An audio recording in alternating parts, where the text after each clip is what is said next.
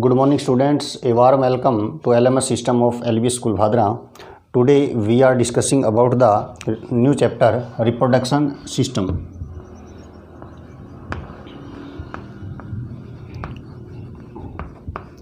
Reproduction system. First of all, we are discuss about the process of reproduction या what is the reproduction. देखिए, reproduction is the process of formation of new organism from pre existing organism. यानी कि हम कह सकते हैं कि जो रिप्रोडक्शन है उसके अंदर कोई भी ऑर्गेनिज्म जो होता है उसका फॉर्मेशन होता है। तो देखिए, various types of organism show different types of reproduction like asexual reproduction, vegetative reproduction and sexual reproduction. तो हमें जो पढ़ना है वो क्या पढ़ना है? Human reproduction system. तो आपको पता है कि ह्यूमन जो होता है they represent sexual reproduction. According to sexual characteristics humans are unisexual.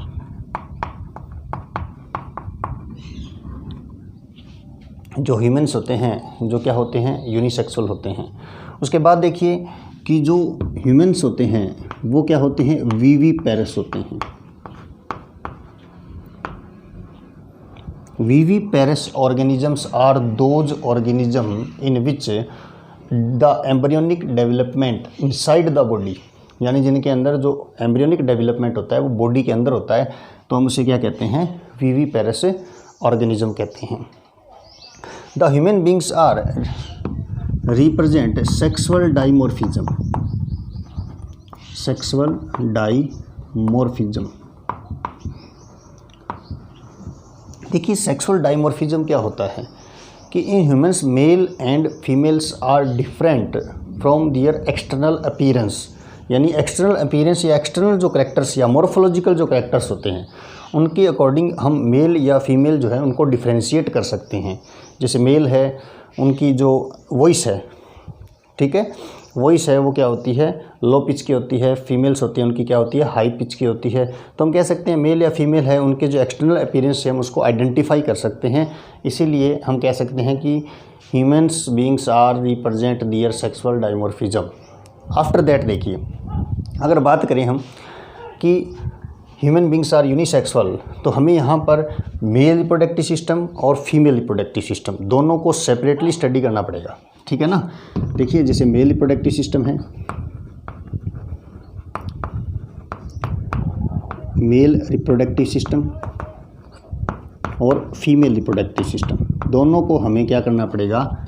Separately हम इसे डिस्कस करेंगे, मेल रिप्रोडक्टिव सिस्टम को और फीमेल रिप्रोडक्टिव सिस्टम को। देखिए, मेल रिप्रोडक्टिव सिस्टम के अंदर क्या होता है? मेल रिप्रोडक्टिव सिस्टम के अंदर दो टाइप के आपको ऑर्गन्स मिलते हैं। फर्स्ट जो टाइप होता है उसे हम बोलते हैं primary reproductive organ. Primary reproductive organ.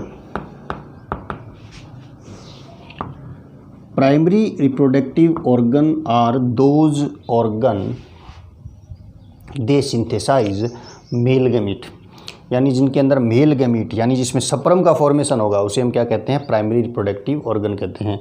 तो मेल का जो रिप्रोडक्टिव सिस्टम है उसके अंदर जो प्राइमरी रिप्रोडक्टिव ऑर्गन होता है वो होता है टेस्टिज, क्योंकि टेस्टिज के अंदर क्या होता है? स्पर्म फॉर्मेशन होता है। और इसके अलावा जितने भी ऑर्गन्स होते हैं दे आर एक्सेसरी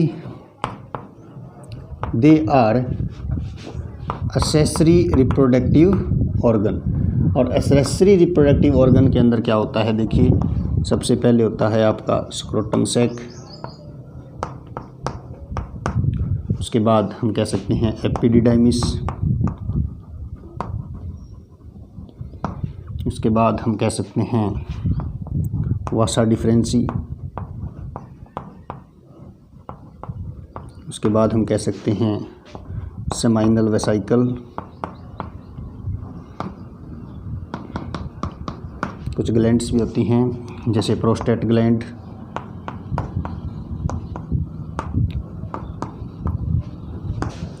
और Cowper's gland.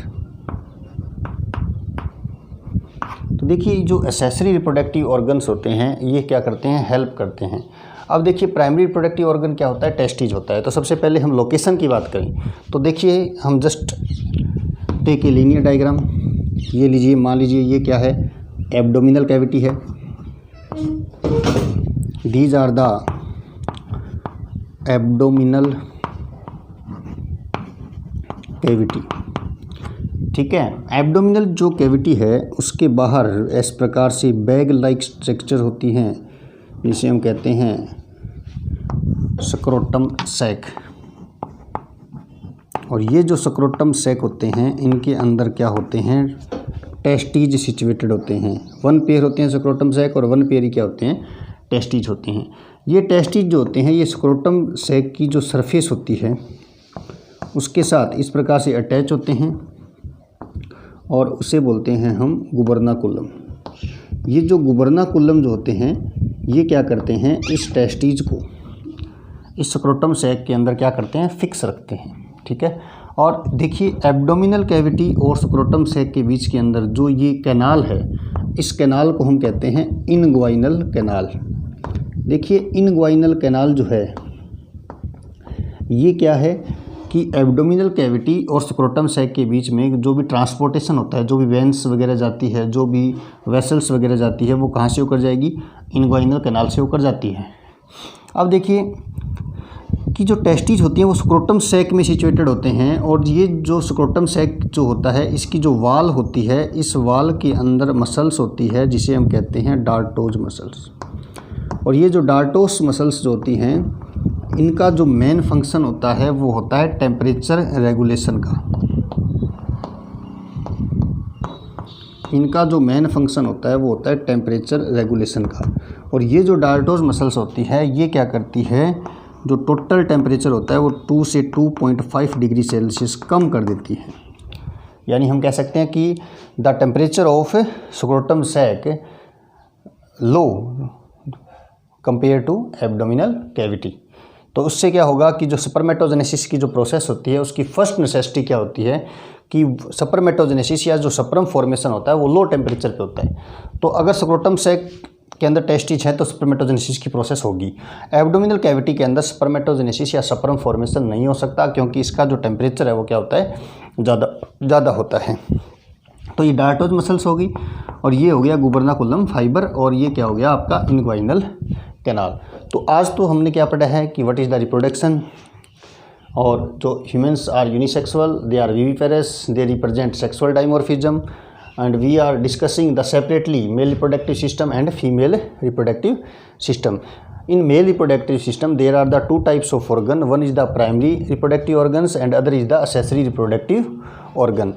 Primary reproductive organs are those organ they synthesize male gamete और sperm, और ये क्या है आपका टेस्टिज।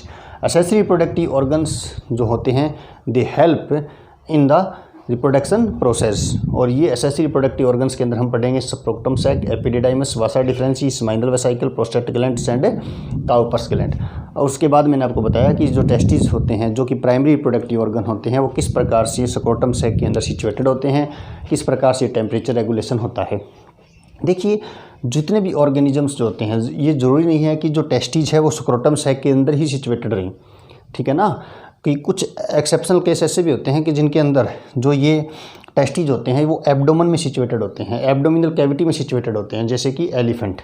और कुछ सीजनेबल ब्रीडर्स होते हैं जो कि ब्रीडिंग जो टाइम होता है उनका, उस टाइम क्या होता है कि ये जो टेस्टिज होते हैं ये एब्डोमिनल कैविटी से किस में आ जाते हैं, स्क्रोटम सैक के अंदर आ जाते हैं। कब, ब्रीडिंग टाइम के अंदर ऐसा देखने को मिलता है। तो आज का जो हमारा रिप्रोडक्शन सिस्टम का जो इंट्रोडक्शन पार्ट हमने पढ़ा, नेक्स्ट वीडियो लेक्चर जो होगा उसके अंदर हम पढ़ेंगे structure of testes. Thank you students.